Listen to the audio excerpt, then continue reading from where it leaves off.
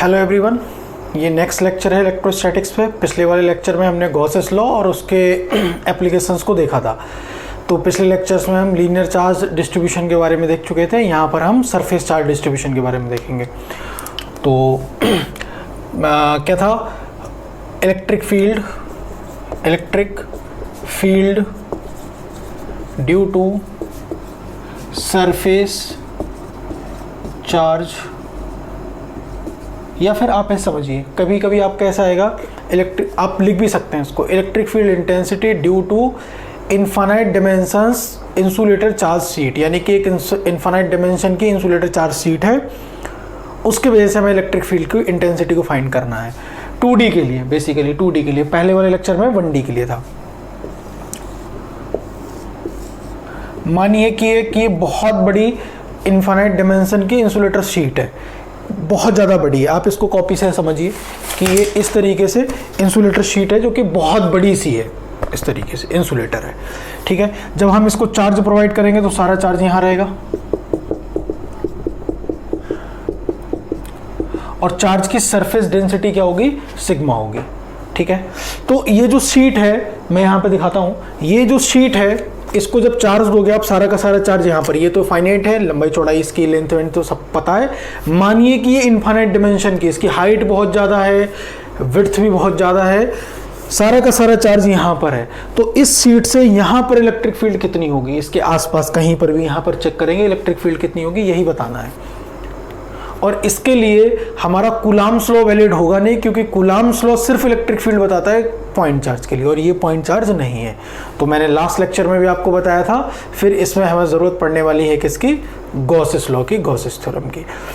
इसका मतलब है कि इस शीट के आसपास, आप इसको समझिए, इसके आसपास जो भी इलेक्ट्रिक फील्ड होगी उसे निकालने के लिए हम गॉस थ्योरम लगाएंगे, गॉसेस लॉ लगाएंगे। और गॉसेस लॉ में सबसे इंपॉर्टेंट बात मैंने आपको लास्ट लेक्चर में बताई थी कि गॉसेस लॉ सिर्फ और सिर्फ क्लोज्ड सरफेस के लिए लगता है, ओपन सरफेस के लिए लगता ही नहीं। तो यहाँ प्रॉब्लम हो गई, ये सरफेस है ओपन, और ओपन है तो फिर गॉसेस लॉ लगेगा नहीं। तब हमको क्या करना पड़ेगा, एक गॉसियन सरफेस मानना पड़ेगी। तो मैं यहाँ पर एक गॉसियन सरफेस मान लेता हूँ। सपोज कीजिए कि एक सिलेंडर है जो कि इस तरीके से पार होता है,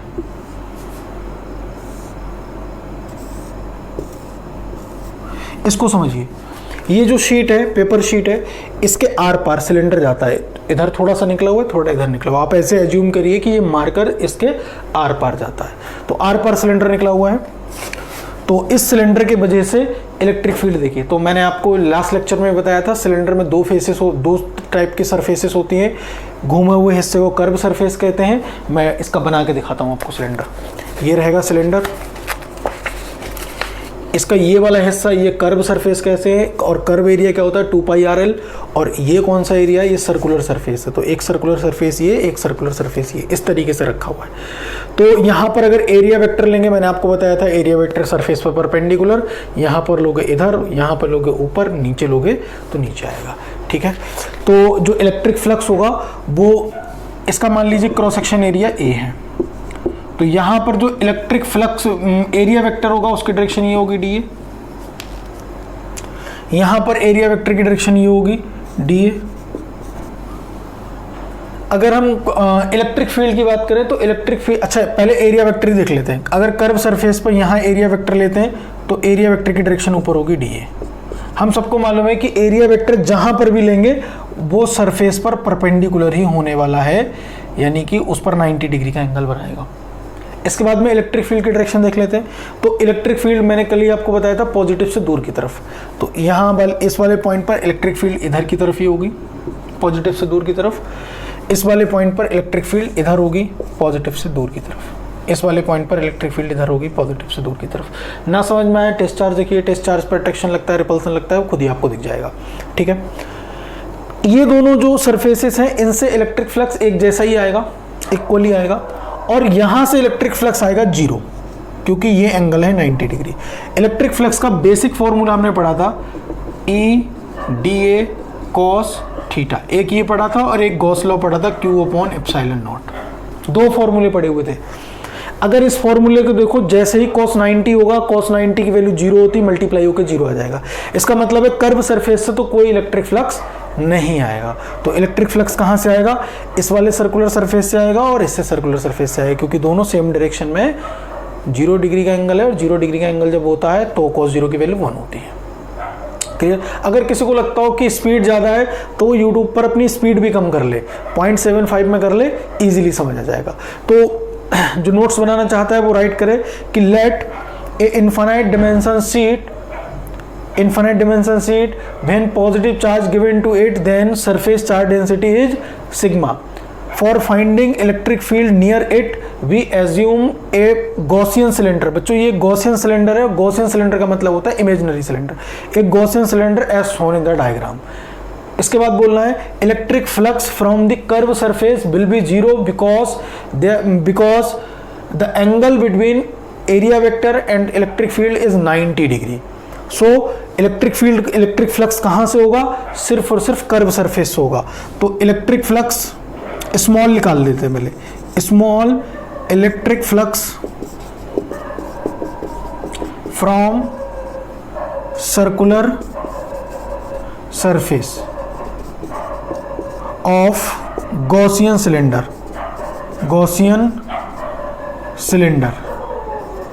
ठीक है, तो गॉसियन सिलेंडर से निकलेगा, इसको हम बोलेंगे डी फाई ई। सबको मालूम है डी लगाते हैं तो स्मॉल आता है, और ये हो जाएगा 2E/dA। 2 इसलिए क्योंकि दो गॉसियन सरफेसेस हैं, सॉरी दो सर्कुलर सरफेस है, एक ये और एक ये, और cos 0 डिग्री, ये वाला फॉर्मूला लगाया है। 2 क्यों लगाया है? दो सरफेसेस हैं। आप cos 0 की वैल्यू जैसी रखेंगे वो 1 होगी, तो फाइनल हमारे पास क्या आ जाएगा? 2E/dA और 1 से मल्टीप्लाई। इसके बाद में आपको समझना होगा स्मॉल फ्लक्स आ गया, टोटल फ्लक्स निकालने के लिए इंटीग्रेशन। लास्ट लेक्चर में समझाया था कि अगर स्मॉल चीज पता हो टोटल लगाने के लिए integration. Total flux from circular surfaces. ठीक है, तो क्या होगा? Phi E equal to integration d phi ई।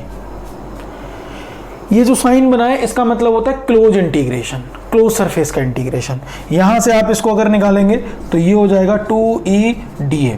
मैंने आप लोगों को लास्ट लेक्चर में बताया था, फिर से बताता हूं।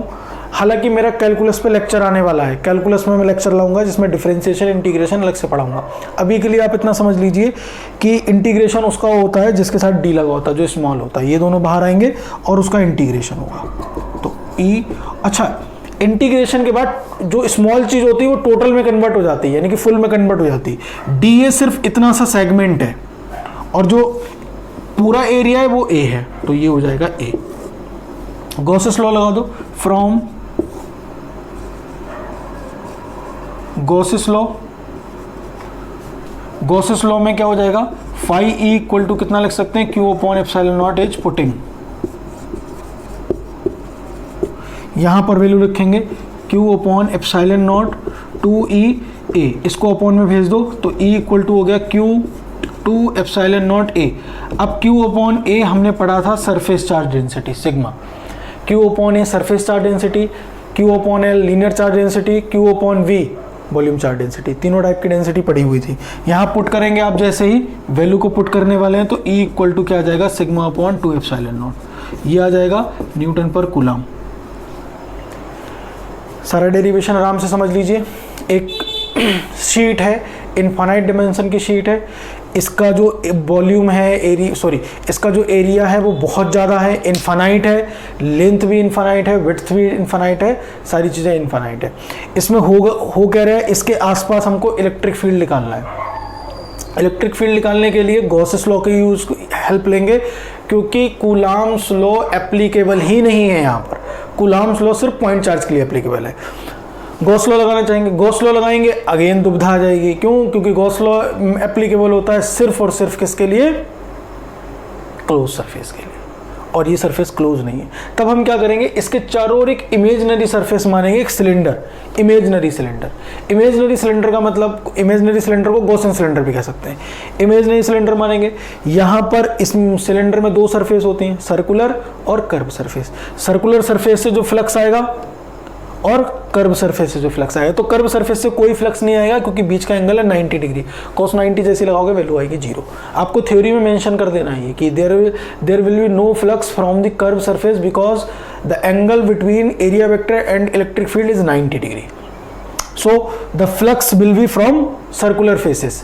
तो सर्कुलर फेसेस कितने हैं? 2 हैं, इसलिए हमने यहाँ पे 2 लिखा है। कॉस दोनों की वैल्यू 0, एंगल की वैल्यू 0 है, इसलिए कॉस 0 लिखा है। इस तरीके से हम इसको सॉल्व किए, इंटीग्रेट किए। इंटीग्रेट करने के बाद और ये यहाँ पर इंपॉर्टेंट बात क्या है, डिस्टेंस वाली टर्म अब्सेंट है।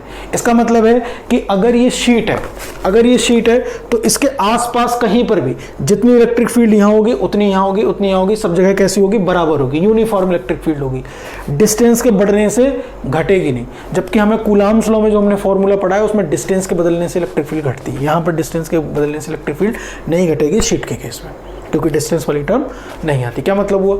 जितनी इलेक्ट्रिक फील्ड यहाँ होगी उतनी सब पॉइंट पर यहाँ पर होगी, जहां पर कम होगी तो तुरंत 0 हो जाएगी। अगर किसी पॉइंट पर इलेक्ट्रिक फील्ड कम हुई, मान लो इसके आसपास एक पॉइंट यहाँ है, एक यहाँ है, एक यहाँ है, और हम कहते हैं कि यहाँ वाले पॉइंट पर कम है इसके मुकाबले, तो वहां पर 0 होगी सीधा, कम नहीं होगी।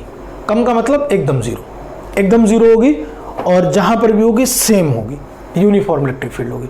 अच्छा, एक तो ये बात समझ ली। दूसरी बात ये समझ लीजिए कि अगर ये कंडक्टिंग शीट हो तो कंडक्टिंग शीट में क्या करोगे आप? चार्ज दोगे, जैसे इंसुलेटर है ये, अगर आप यहाँ पे चार्ज दोगे तो चार्ज यहीं रहेगा, यहाँ पे चार्ज दोगे तो यहीं रहेगा। अगर ये कंडक्टिंग शीट है मेटल की, आप इसको यहाँ चार्ज दोगे वो यहाँ भी पहुँच जाएगा, यहाँ दोगे यहाँ भी पहुँच जाएगा। इसका मतलब है जो कंडक्टिंग होगी वो इसकी डबल शीट होगी, इधर भी चार्ज होगा इधर भी होगा। तो ये तो इंसुलेटर के लिए है। In case of conducting sheet. अच्छा, इसको प्लेट भी बोलते हैं। वहां पर इलेक्ट्रिक फील्ड कितनी हो जाएगी? Sigma upon epsilon not, double हो जाएगी न्यूटन पर कूलम। समझ आई बात? क्योंकि उसे जब चार्ज दोगे तो क्या होगा? यहां पर भी चार्ज आएगा और यहां पर भी आएगा। सोच के देखिए, ये कॉपी इंसुलेटर है। अगर मैं मान लीजिए तार लाके यहाँ पे लगा देता हूँ और इसको यहाँ से पकड़े रहता हूँ तो मुझको करंट नहीं लगने वाला, क्योंकि जो चार्ज है वो यहीं पर रहने वाला है, करंट यहीं रहने वाला है, इधर नहीं जाएगा इंसुलेटर में। लेकिन अगर ये लोहे की हो तब यहाँ टच करोगे उधर भी पहुंच जाएगा, यानी कि दोनों तरफ आएगा। तो इंसुलेटर के लिए इतना है, कंडक्टिंग के लिए इतना है। अच्छा, एक और केस लिखना है। अगर कंडक्टिंग वेरी थिन हो, फॉर वेरी थिन, ये तो पहला केस है। दूसरा, for very thin conducting sheet, ये इतना ही होता है, सिग्मा अपॉन 2 एप्सिलॉन नॉट। ये याद रखना है। ओवर द एयर ये वाला केस बहुत पूछा गया है। कैपेसिटर में हम ये वाला यूज करते हैं, बट ये वाला केस कब आता है? जब वेरी थिन होता है। आप लोग बताइए वीडियो कैसी लगी, इसके बाद में आप कमेंट करिए। अगर किसी को कोई डाउट हो, डिस्क्रिप्शन में व्हाट्सएप का भी लिंक है, टेलीग्राम का भी लिंक है, आप ज्वाइन कर लीजिए। जिसको भी जो कोई प्रॉब्लम्स आती है आप वहां पर पूछते रहिए। थैंक यू, कल मिलते हैं।